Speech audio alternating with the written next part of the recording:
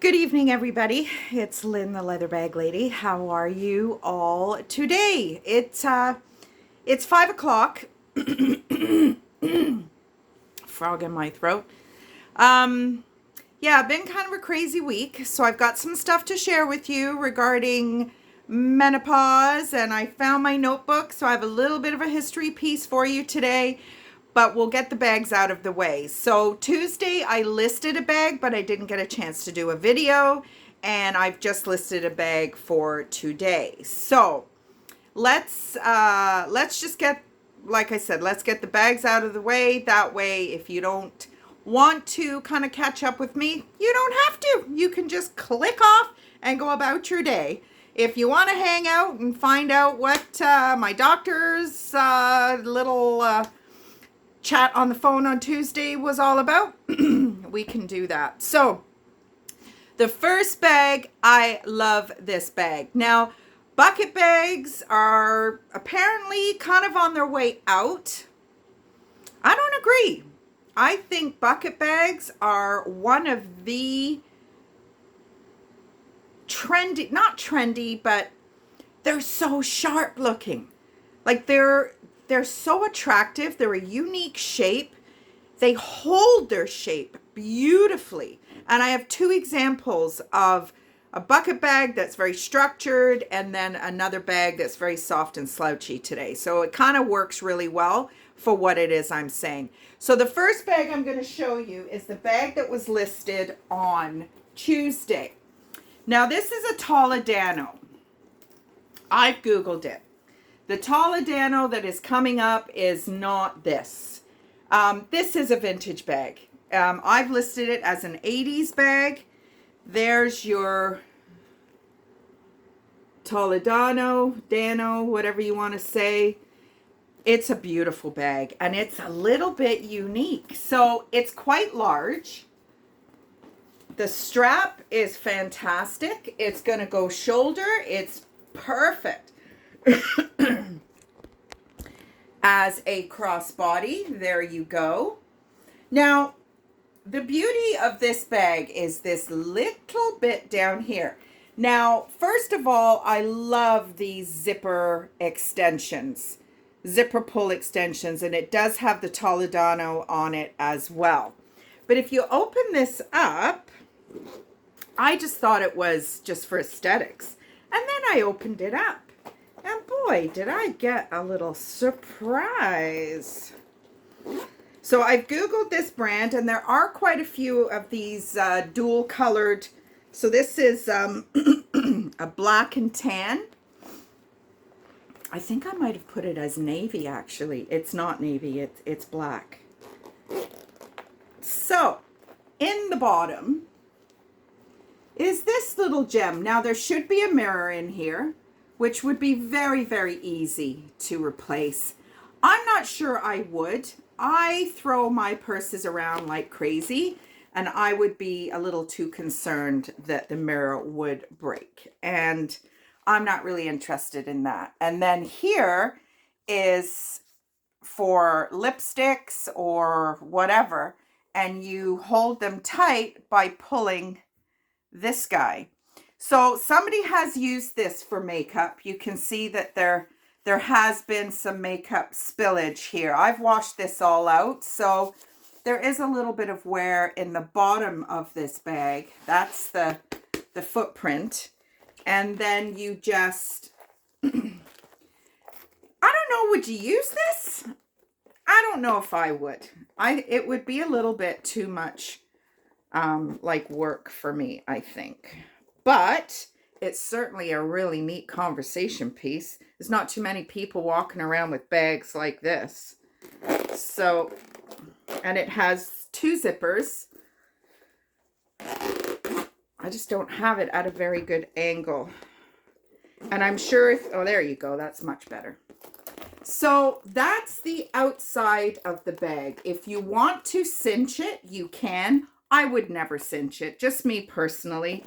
Inside, you're not going to see much of that. There's one zippered pocket here. Of course, no phone pouch because it is an 80s bag. Now, you can Google this brand. There are lots of them around, but I have not seen anything in a bucket bag.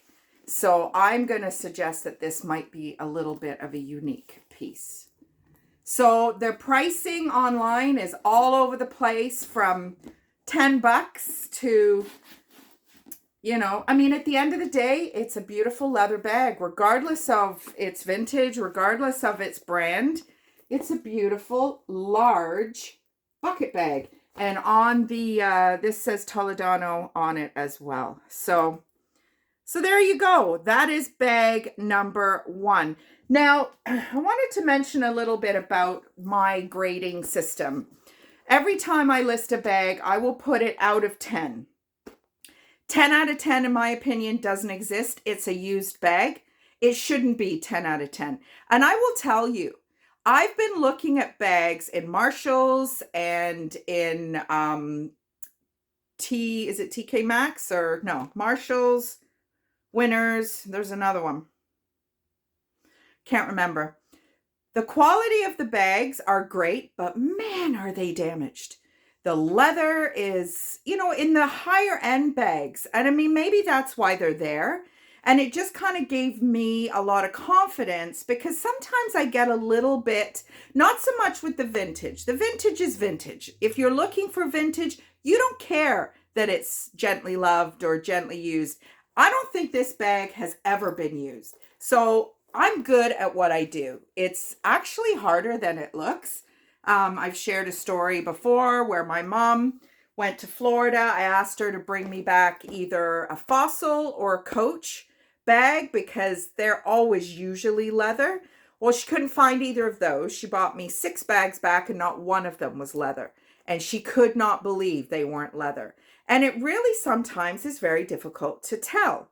But not only am I buying leather, I'm buying stuff that is, in most cases, in excellent, excellent condition, unused condition. But I still wouldn't consider it 10 out of 10 because it's used. So 9 out of 10 is kind of my 10 out of 10. So I would consider this, most of my bags are 8 out of 10 because they just are. Like, you've got a little bit of puckering here. Was that there when it was first put out for sale? Maybe, maybe not. I just would rather you be pleasantly surprised. Now, I could be shooting myself in the foot because somebody may, like the next bag I've listed as a 7 out of 10, and I'll show you why in a minute. But I would rather, like I said, you get your bag and go, wow. But also, if you see 7 out of 10, you may not be inclined to buy the bag. So that's kind of why I'm talking about it right now. So anything 7 out of 10. So this is, we'll say goodbye to this bag. And the next bag is just this cute little, simple little 70s. I think my mom had one of these. Just no name, no brand, chocolate brown leather, super soft. There's a pocket. There's all this telltale 60s, 70s velvet. There is a little bit of wear on the velvet just at the top here. Oh, I just closed it instead of opening it. So this is a great little daily driver, this bag. So see where some of the velvet is starting to wear off. There's no rips or tears, nothing like that. But just from use, it's coming off. Now, this is a Cabrelli Montreal, made in Korea for Cabrelli Montreal. Now, Cabrelli is a great brand, a really great brand, a Canadian brand. You'll find a lot of senior ladies still carrying a Cabrelli bag. So this bag I've put at a 7 out of 10 just because of that little bit of wear. And there is a little slice in the piping there and there.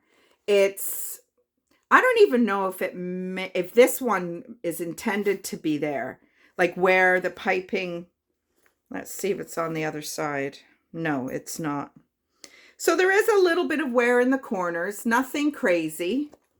And just that little area there where the piping is split. But I mean, you're definitely not going to see that. But as you know, I much rather tell you everything about the bag. It's got these great 70s extra long shoulder straps.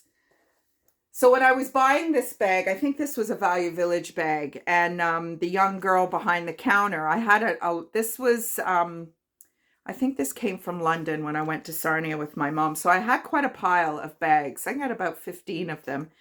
And the young girl on the cash, who I would say was maybe 21, 22, this is the bag she picked out as the one she really liked, which was kind of cool because they are saying that this whole mid-century modern 70s vibe is very quickly moving into the 80s, which I have seen a few people online talking about that. I mean, my goodness, we're already at 10 minutes. Sorry for being so wordy. So that's bag number 2. This bag was listed today and is on Etsy, and the Toledano bag was listed on Tuesday. And this one I would put as a 7 out of 10, just because of those couple of areas. But if you know me, if you follow me, I would never, ever, ever, ever pick a bag. And all my bags are hand curated, hand picked by me. I would never, except for when I asked my mom, but nothing that she picked I took because none of it was leather, as I just said. But yeah, I would never present you something that I wouldn't be happy to wear myself. Now, obviously, there are different tastes, and if it's not my taste, chances are I'm not going to wear it, but I certainly wouldn't be not wearing it because it looked of poor quality or of poor condition. Never, ever would I do that. So there you go. That's the bags for today. So just a little bit of an update. Tuesday morning, I did have a phone conference with the nurse practitioner at my doctor's office. I chose the nurse practitioner because, unfortunately, for women dealing with women's issues, you really need to deal with a woman. And I haven't had that attitude prior. I came to that attitude because of previous issues that I just suffered through. And this lady, who is a new addition to my doctor's office, apologized and said there were lots of things that we could have done. And I did go to the doctor, and he just basically said, time of life, sorry about your luck. And I love my doctor. He's not a bad guy, but he is a guy. So apparently my blood work came back and my blood sugar's a little raised. I was dehydrated, and that's just coming from the fasting. But my thyroid number was double what it was previously. So I started having thyroid issues after I had my kids. And I've been medicated for it, but I've always worked out, and I've always been very conscious of that. And I've managed it via exercise because I don't want a prescription. I don't want a pill. And it's the teeniest, tiniest little, teeny weeny little pill. But no, I'm not having that attitude anymore. The brain fog is real. I ordered a coffee this morning, and it was not even the coffee that I should have ordered. I ordered the same coffee that my client likes. And I mean, it is real. It's really there. It's, you know, people who are very close to me are starting to say that they're noticing a difference. So I'm hoping, I'm praying, because we have some family members who are dealing with dementia right now. And I mean, I'm only 53 years old, for God's sakes. Hopefully that's not it. But yeah, so this thyroid apparently is very telltale for brain fog. Definitely the weight issues I'm having. And the blood sugar, she said, if you've gained that 25 pounds, chances are your blood sugar is going to be elevated. It was only 0.5 higher than it was last year. Whew, speaking of which, I'm going to have a hot flash right now. But it wasn't, wasn't anything too disastrous. So there we go. So I've started taking the Synthyroid. She says it's going to take 5 or 6 weeks for it to level out. But you know what? It's all good. So that is something I'm very excited to get cracking with. I've started taking it already, and this is a doozy. It's a beautiful day today. Yesterday and today, gorgeous. I haven't thrifted in 2 weeks, So I thrifted today. I went into the Falls today and Welland, and I thrifted and I got some good stuff. Nothing too outlandish. Just I got a beautiful Paloma Picasso bag, which if you're familiar with her, beautiful bag. I got a vintage fossil. I got, yeah, nothing, no roots, nothing really special. But anyway, a handful of really nice bags. And I have a show this coming Sunday, which it's, I guess, supposed to be outside, but it's 80% chance of rain. So hopefully we'll be inside. So that is me. 15 minutes, way too long. Have a great rest of the day. Leather Bag Lady weather report. It's gorgeous. Still sitting out in the sun for however much longer I can. And hopefully I will get to talk to you tomorrow. Check the bags out on Etsy, Leather Bag Lady 1. All words have capitals. And I'll talk to you tomorrow. Bye, everybody.